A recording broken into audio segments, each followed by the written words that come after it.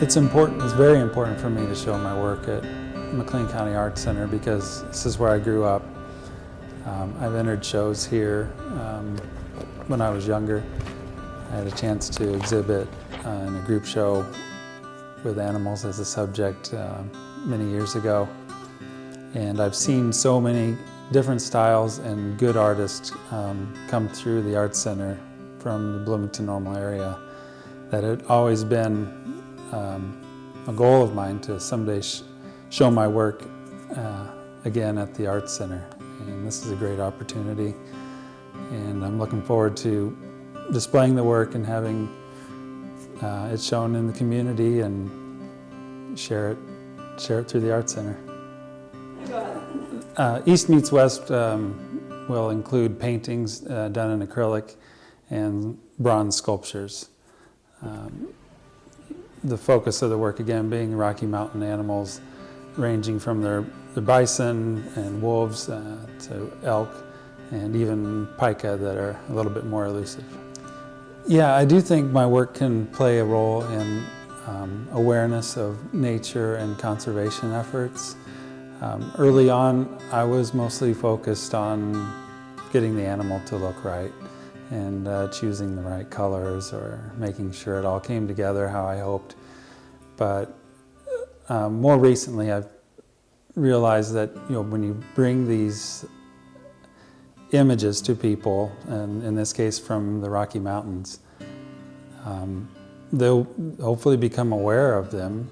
They don't see them every day, and hopefully they have a fondness for it and a desire to conserve it and make sure it's there for generations to come.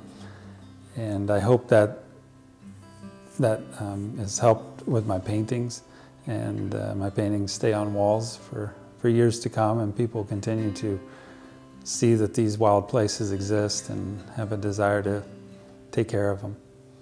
I'm trying to tell a story, and the best way I can do it is with paint. And I may add a little bit to it or make choices with my palette to convey a mood that I will exaggerate from maybe what I saw in the field.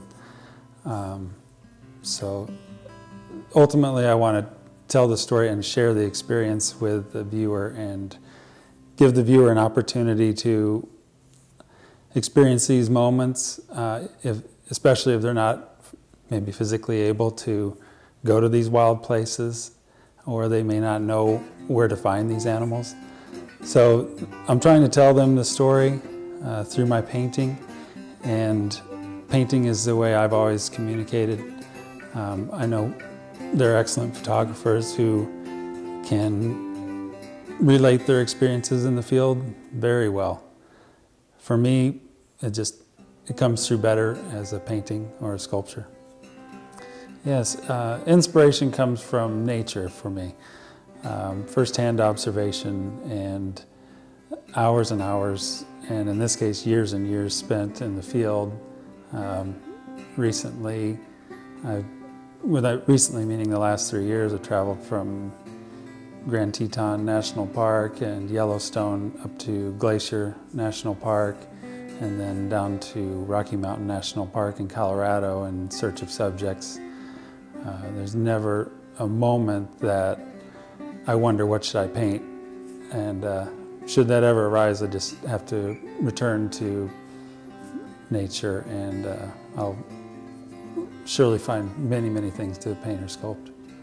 So to find the animals that I paint and sculpt, usually it requires, almost every time, sometimes you get lucky, you leave your hotel early or you get out of your tent and they're right there, which was the case a couple years ago.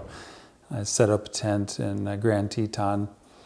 It was late, it was getting dark, and I had nowhere else to stay, so I threw my tent out, and when I woke up there was 5 moose, that had camped in the same spot. So that will, without a doubt, become subject for a painting one day. And that's an inspiration that just lays itself right there at your doorstep, whether it's a tent or not. But you need to get on the animal schedule. So when I'm in the national parks, I'll often be going into the parks when people are having breakfast, and that's when the animals are out and having their breakfast, if you will.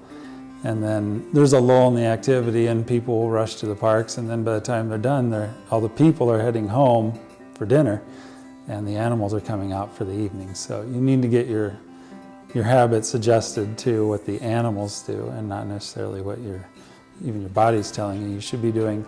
You need to be there at the right time and the right place, and be prepared to capture it in sketches or photographs, and basically just burn it into your memory. Yes, when I'm in the field, it starts with the observation and inspiration.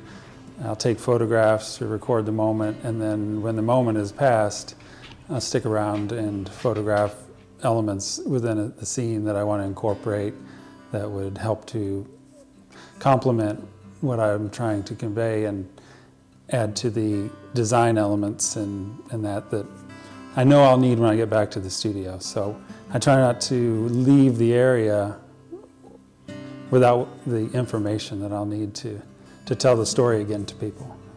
Typically a painting will, especially larger works, will be comprised of many photographs and taking out what isn't necessary to tell what I'm trying to tell. I'm not necessarily the best photographer, but I get what I need, and then through the painting and my palette choices and that I take it from there.